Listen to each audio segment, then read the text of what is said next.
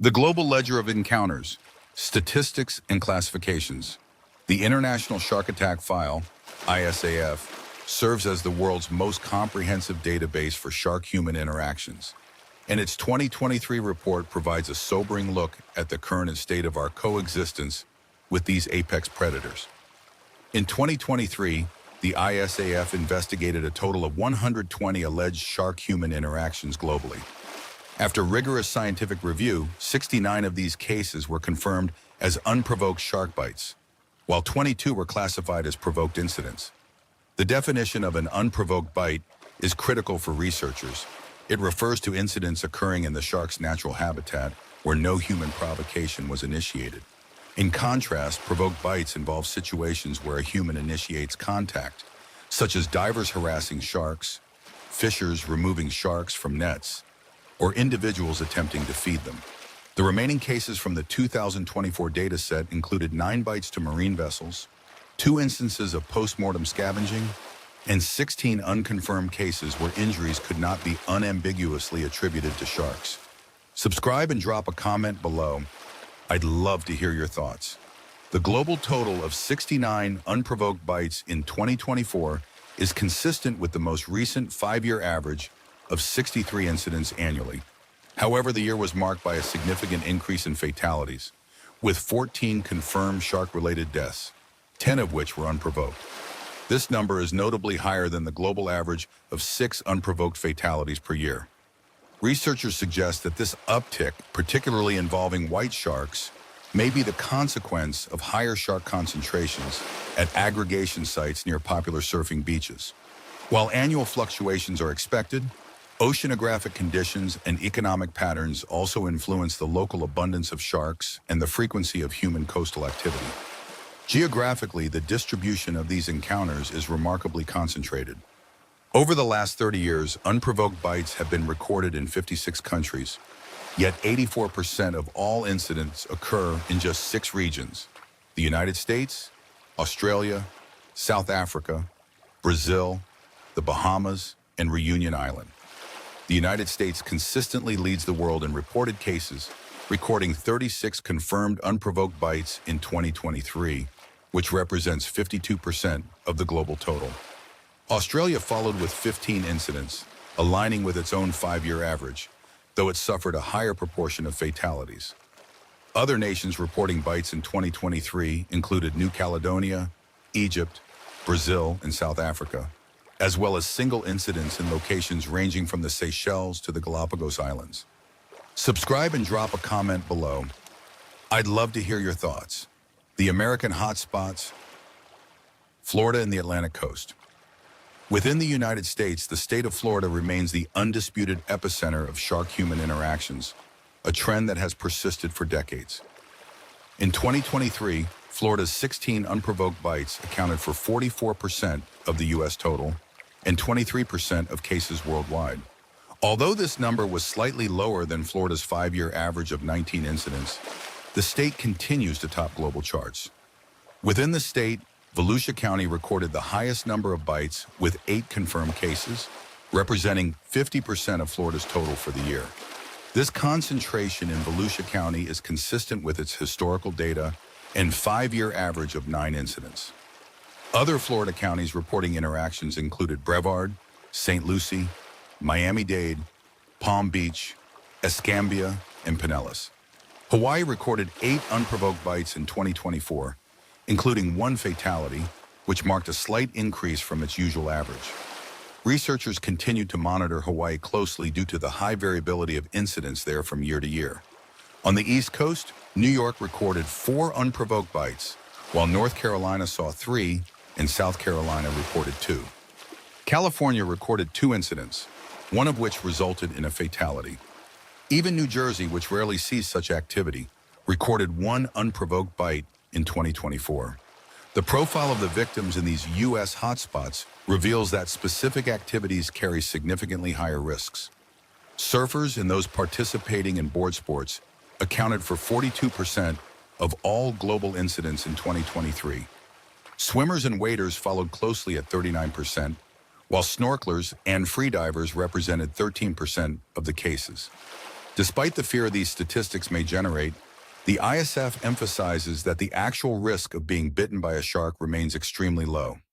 Most of the fatalities recorded in 2024 were attributed to white sharks, particularly in Australia and California, highlighting the danger posed by specific large species in certain regions. To mitigate these risks, the ISAF and other experts offer specific resources and instructions for reducing the probability of an encounter. Subscribe and drop a comment below. I'd love to hear your thoughts. The science of mistaken identity and sensory biology. For years, the public perception of sharks as mindless killers has dominated popular culture. But recent scientific studies are dismantling this myth. Researchers at Macquarie University in Australia suggest that many attacks on humans, particularly by great white sharks, are actually cases of mistaken identity. This theory proposes that the shark fails to visually distinguish surfers or swimmers on the surface from its natural prey, such as seals and sea lions.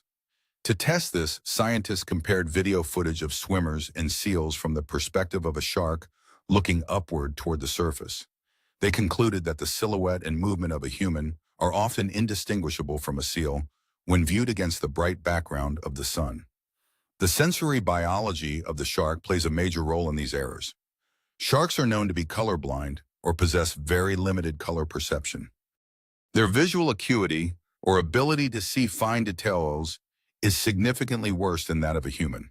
Furthermore, researchers found that young white sharks, which are responsible for many attacks, have even poorer vision than adults. As a shark grows, its eyes increase in size, allowing it to see more detail, which may explain why mature sharks are less likely to make the mistake of biting a human. Understanding these biological limitations is essential for developing effective deterrent strategies. Beyond vision, sharks rely on a sophisticated array of other senses, including electroreception. They possess specialized organs called the ampullae of Lorenzini, which are concentrated around the head and can detect minute electrical fields in the water. These organs are incredibly sensitive, and researchers have discovered that overwhelming them with a strong electrical stimulus can deter a shark from biting. This is comparable to how extremely loud music might encourage a human to leave a room. This biological vulnerability has led to the development of personal deterrent devices like the Erpila, which aim to create an unpleasant electrical environment for the shark. By studying these sensory pathways, scientists hope to move beyond fear-based reactions and toward a more informed method of coexistence. Continuing our documentary story, The Silent Border, Humans and Sharks in the Deep, we delve into the intricate social structures of shark communities, the cutting-edge technology protecting surfers, and the psychology of survival during an encounter. The invisible architecture of the atoll, spatial separation without territoriality. In the remote waters of the Central Pacific, Palmyra Atoll serves as a natural laboratory for understanding how shark communities coexist without constant conflict.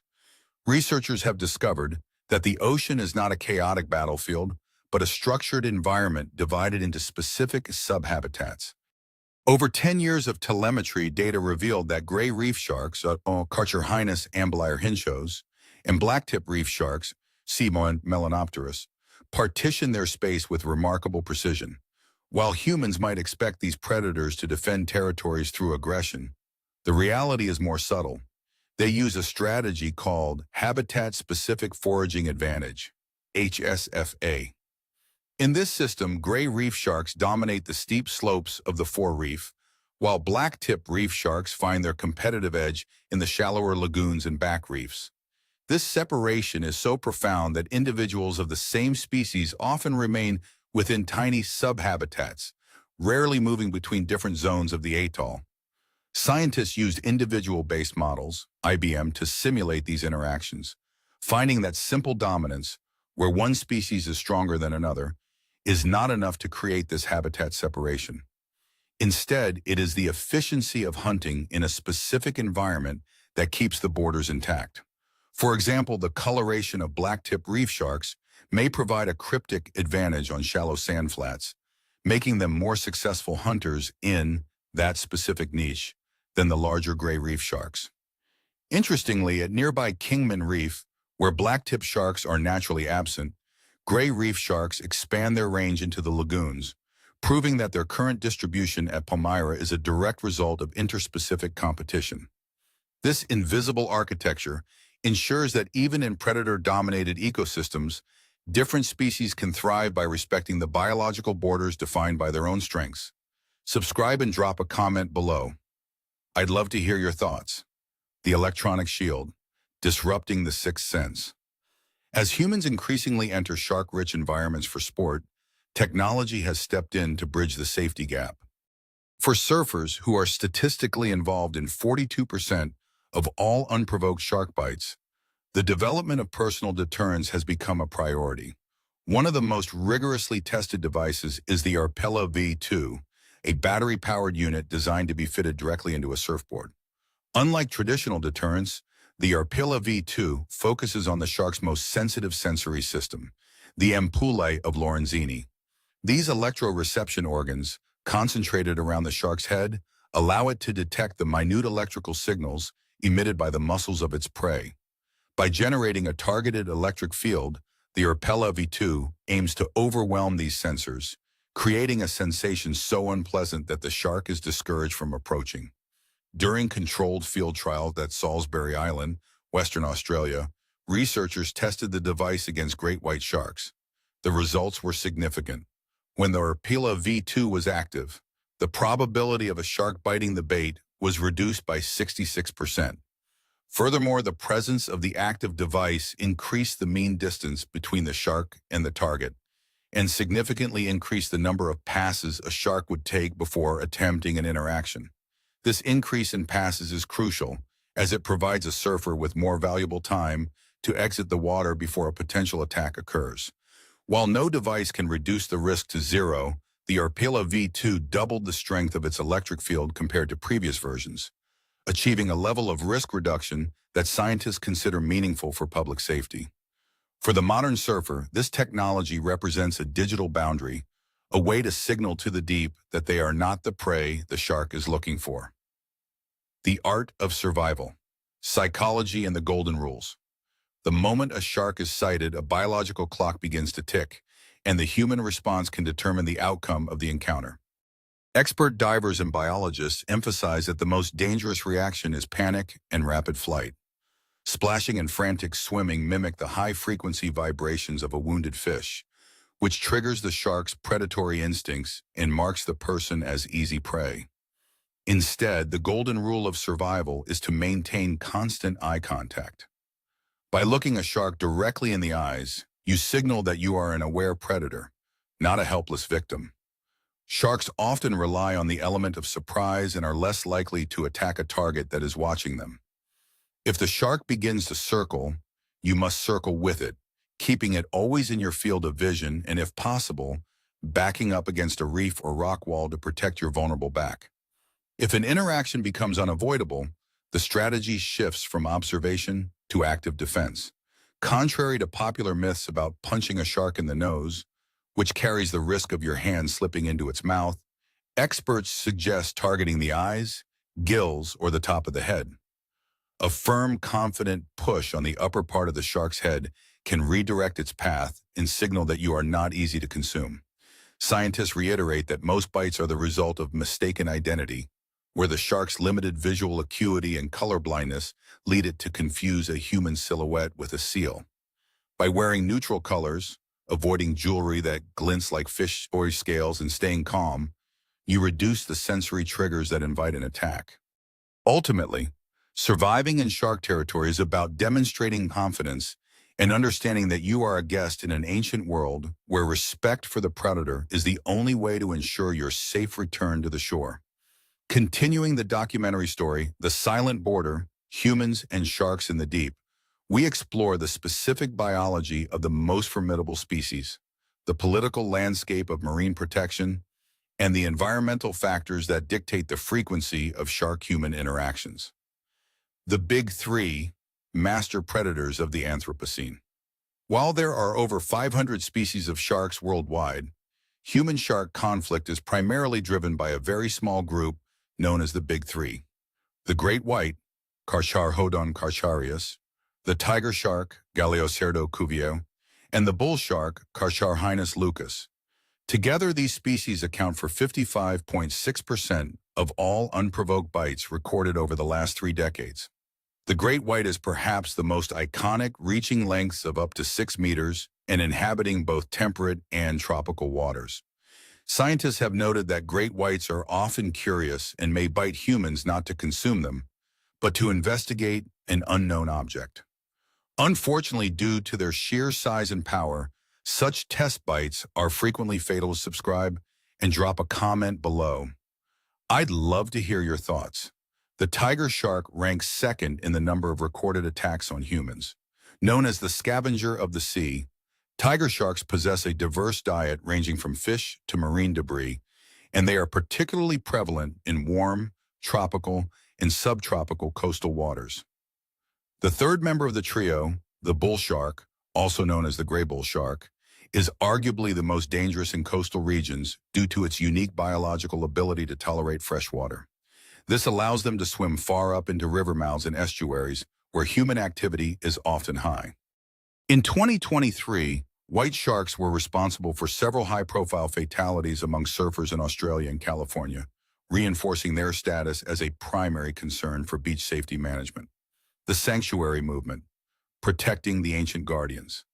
As global shark populations face drastic declines due to overfishing and the fin trade, a new model of conservation emerged. The shark sanctuary. The world's first was established in Palau in 2009, covering a vast 233,317 square mile expanse of the South Pacific. For Palau, the sanctuary was an economic necessity.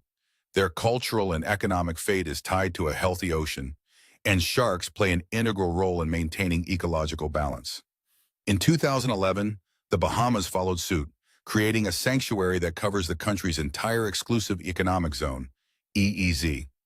In these waters, which are home to over 40 species, including the endangered oceanic whitetip, targeted shark fishing, the sale of shark products, and even the retention of bycatch are strictly prohibited, with fines reaching up to $5,000. Today, 17 shark sanctuaries exist, covering approximately 7 million square miles, or about 3% of the global ocean. While these areas have successfully blocked plans for commercial shark fishing in places like Palau and the Bahamas, their global impact is still being evaluated.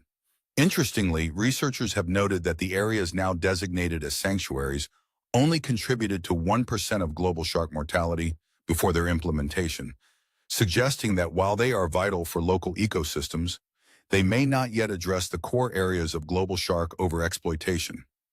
Furthermore, critics point out that blanket regulations often fail to distinguish between critically endangered species, like the great hammerhead, and those of least concern, like the Atlantic sharpnose, applying the same penalties regardless of the ecological stakes. Environmental thresholds, time, tide, and human factors. The probability of an encounter is often dictated by environmental conditions that favor shark hunting patterns. Experts strongly advise against swimming or surfing during dawn and dusk, as these are the periods when sharks are most active and their predatory instincts are heightened. Similarly, turbid or murky water increases the risk of mistaken identity. In such conditions, a shark may perceive the movement of a limb as a prey animal, leading to a bite that might have been avoided in clear water. River mouths after flooding are particularly high-risk zones, as the influx of nutrients attracts fish, which in turn attract predators like bull sharks. Human biological signals also play a controversial role. While there is a common myth that urine or menstrual blood significantly attracts sharks, there is no documented case of an attack caused specifically by these factors. However, human urine does contain urea and amino acids that indicate the presence of a living creature. And given the shark's extraordinary sense of smell, capable of detecting 1 part of blood in 10 million parts of water, it is generally advised to avoid introducing any biological scents into the water in high-risk zones. Beyond scents, visual triggers like shiny jewelry should be avoided, as the glint of metal can mimic the scales of a fish, further confusing a shark's limited visual system. The horizon of coexistence, technology, policy, and perspective. As we look toward the future of human interaction with the world's oceans, the boundary between our world and the shark's territory is becoming a space defined by data, technology, and a profound shift in perspective.